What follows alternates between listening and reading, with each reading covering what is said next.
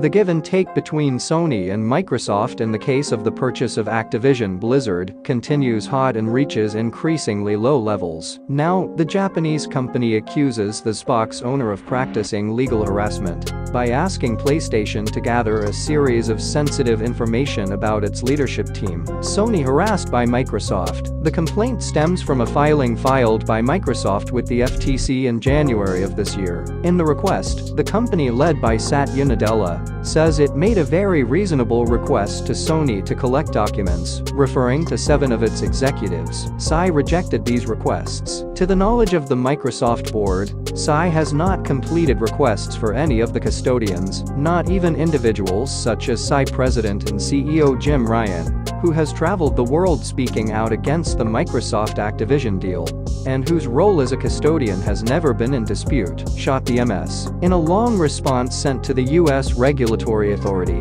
Sony says that the request made by Microsoft is massive, and that collecting, processing, analyzing and producing the requested data is a daunting task. The Japanese company also says that it tried to resolve the impasse through 5 meetings and a 55-page document explaining the difficulty of the process, but that the opponent offered absurd conditions to extend the delivery time.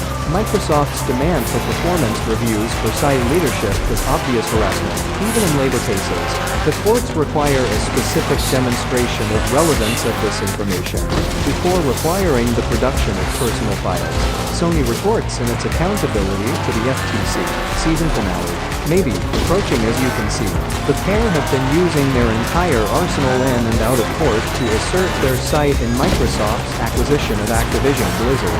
The ABK boss says regulators don't know any better, and Sony isn't taking his calls, while the CMA suggests MS might consider giving up COD to facilitate the purchase. Although Michael Pachter says the UK body is about to approve the deal. In any case, with the final opinions already scheduled in Europe and the USA, including a passage through the courts in the second case, it is clear that this soap opera may not win a new season and even be closed in 2023. One way or another.